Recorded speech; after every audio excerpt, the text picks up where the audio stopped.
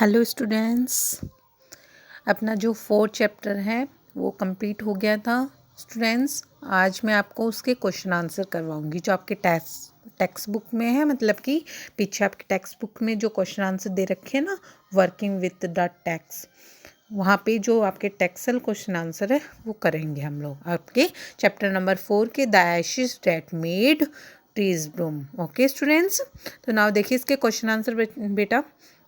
First question है, first question देखिए। First question क्या है?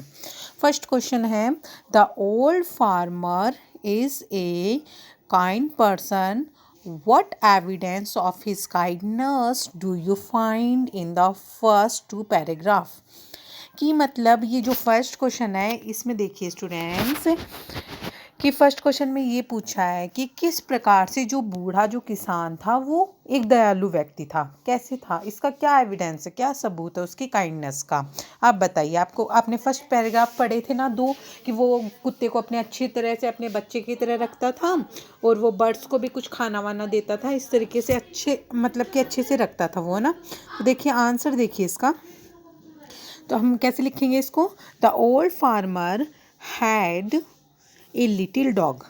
ओल्ड फार्मर के पास एक छोटा कुत्ता था। He love the dog like his own child. वैसे उसको प्यार करते थे जैसे छोटे बच्चे को करते हैं। He feed the pet dog with his own chopsticks.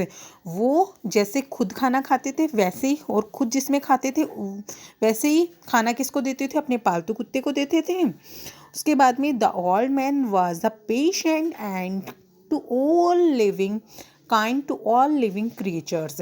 वो सभी के साथ में बहुत दयालु रखते थे, यानी दयापूर्वक व्यवहार रखते थे सभी क्रिएचर्स के सामने, जो भी जीवित, जो चाहे बर्ड्स हो चाहे ह्यूमन बीइंग हो, सबके साथ में अच्छा व्यवहार रखते थे। He often turn up a should on purpose to give food to the white heron and other birds. वो कुछ मतलब कि कुछ खिलाने के पर्पस से कुछ दाने लेके आते थे, कुछ और भी बर्ड्स के लिए, कुछ और भी हेरोन बर्ड्स के लिए दाने वो उनको डालते थे। तो इस तरीके से हम कह सकते हैं कि वो क्या थे? बहुत दयालु और बहुत ही अच्छे व्यक्ति थे। ओके, नाउ सेकंड क्वेश्चन देखिए स्टूडेंट्स। आपका सेकंड क्वेश्चन है ये, what did the dog to let the farmer to the hidden gold? कि जो डॉग था वो किस तरीके से, मतलब कि किस तरीके से उन फार्मर को, यानी हिडन मतलब छुपे हुए सोने के पास में लेके गया, है ना। The dog came running to the farmer. Dog ने बुलाया फार्मर को। The dog put his paws against farmer leg, है ना। And got the farmer to the follow him to a spot near the pine tree. और pine tree के नीचे ले गया और उसको मतलब कि आग्रह किया, किससे? फार्मर से आग्रह किया कि आप मेरे साथ चलो, मेरे पैरों के पीछे पीछे चलो, और उन्हें पाइन ट्री के पीछे मतलब कि उसके नीचे ले गया। He kept on the run here and there with excited yelps and stared stretching the earth. और वो क्या करने लगा? इधर उधर मतलब कि भागने लगा, उसके चारों ओर घूमने मतलब दौड़ने लगा, और वहाँ पे अपनी जो उसे घूर घूर के देखने लगा और वहाँ पे स्ट्रेचिंग करने लगा, यानी कि ज़मीन को खोदने लगा। The farmer dug the place. Farmer ने वैसे वो थोड़ा थोड़ा खोदना शुरू किया विद हिज हॉल। तो वो खोद रहा था होल को, उस खड्डे को, थिंकिंग डैट, तो उसके मन में ऐसा विचार आया, there might be a burn bone or fish but he found a pile of gold while digging the ground। कि जैसे वो हॉल खोल रहा था तो उसके मन में ऐसा आया कि क्या पता कुत्ता मुझे इसलिए बोल रहा होगा कि फिश की कुछ बॉन होगी, यहाँ पे हड्डी वगैरह कुछ होगी, इसलिए मेरे को बोल रहा है। परंतु वहाँ पे क्या निकला? उसे ज़्यादा खड्डा खोदा ना, तो वहाँ पे क्या निकला है? गोल्ड निकला है। तो इस तरीके से क्या किया डॉग ने? अपने मालिक की या ओल्ड फार्मर की मदद की। ओके, तो नाउ देखिए अगला थर्ड क्वेश्चन। आपका थर्ड क्वेश्चन क्या है? थर्ड क्वेश्चन में देखो 2 क्वेश्चंस है। थर्ड क्वेश्चन में फर्स्ट पार्ट है और एक है आपका सेकंड पार्ट। ये दोनों पार्ट देखिए। थर्ड क्वेश्चन में फर्स्ट पार्ट है, how did the spirit of the dog help the farmer first? पहली बार जब किसकी, उस कुत्ते की आत्मा किसके पास, उस बूढ़े किसान के पास आती है। तो पहली बार में तो वो उसकी क्या फ़ायदा करती है, पहली बार में किसान को क्या बेनिफिट होते हैं उससे, उसकी आत्मा से कैसे बेनिफिट होते हैं।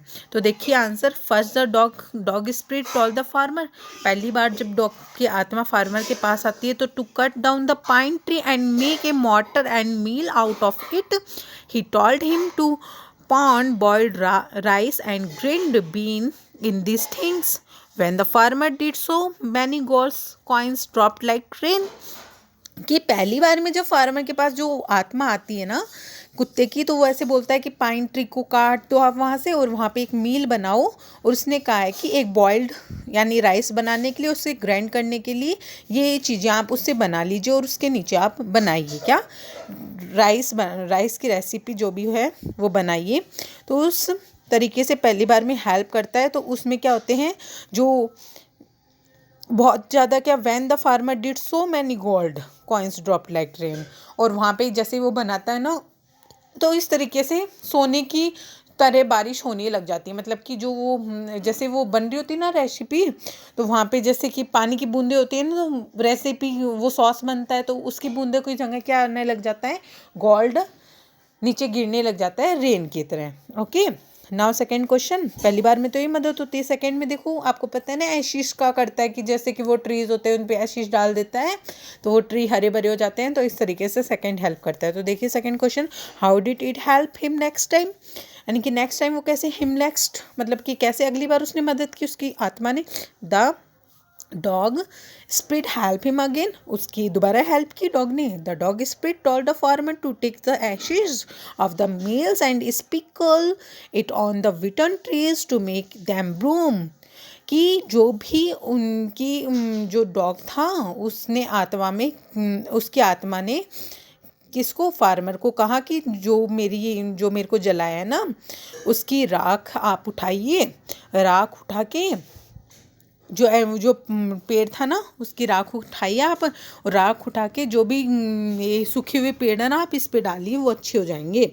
The old man sprinkled a pinch of the ashes of his favourite tree cherry, और इसीलिए वो जो ओल्ड मैन था उसने अपना फेवरेट ट्री था चेरी का, उस पर वो राख डाल दी, तो डालने से एंड इट्स ब्लूम्स नाइसली, और वो बहुत अच्छा खिल गया।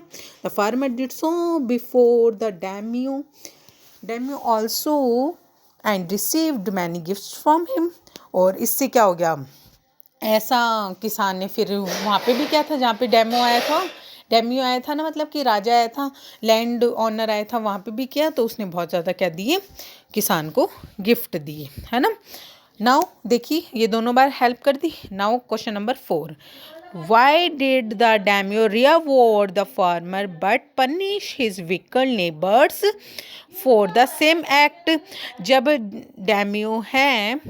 जो डैम्यो था तो ये दोनों मतलब कि पहले वाला अच्छा वाला जो किसान था उसने और विकल्ड नेबर था उसने, दोनों ने सेम एक्ट किया, फिर भी डेमो ने दोनों के साथ साथ अलग एक्ट क्यों किया, मतलब उनका रिएक्ट अलग अलग क्यों था, कैसे था अलग अलग। The daimyo rewarded the farmer since his sprinkled ash on and old and dried cherry trees to make it bloom and in a moment it burnt into blooms, कि जो भी वो बुरा वाला किसान मतलब कि जो भी राजा थे वो यहाँ पे आए थे उन फार्मर्स के पास में, और जैसे ही वो फार्मर्स के पास में आते हैं तो वो अच्छा वाला किसान ने जैसे एशिस डाली थी चेरी के ट्री पे तो उससे वो बहुत अच्छा खिल गया, तो इस वजह से वो खुश हो जाता है और वो उसको गिफ्ट देता है ना। और यही काम क्या किया, on the contrary the same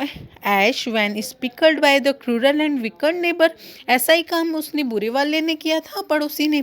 did not work it's magic, और वो मैजिक नहीं हुआ, वैसा जादू नहीं हुआ, मतलब कि पेड़ नहीं खिले तो and the ashes scared by him below into the nose and eyes of the daimyo and his wife, और उससे क्या हो गया, उस एशिस से क्या हो गया, जो कि राजा था और उसकी वाइफ थी उसके नाक में और आंख में चली गई वो एशिस, तो वो बहुत ज़्यादा क्या हो गए, गुस्सा हो गए।